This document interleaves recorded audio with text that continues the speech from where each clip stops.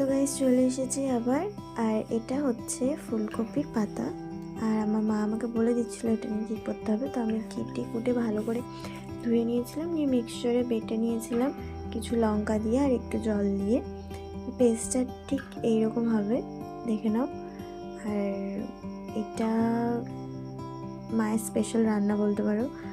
তারপর মা রসুনগুলোকে থেতো করে নিচ্ছিল, বেটে না, থেতো করে নিতে হবে। তারপর কড়াই তেল দিয়ে কালো তিল আর শুকনো লঙ্কা আর ওই রসুনটা ভালো করে ভেজে নিয়ে মা ওই পাতার পেস্টটাকে দিয়ে দিল, দিয়ে এবার এটাকে ভালো করে নাড়বে যতক্ষণ না এর জলটা মরে যাবে। তারপর স্বাদ মতো নুন, দেন এটা নাড়তে নাড়তে এরকম দেখতে হয়ে গেছিলো কিছুটা। তারপর মা আমাকে ভাত দিয়ে দিল, আর এটা খেতে সত্যি অসাধারণ হয়েছিল।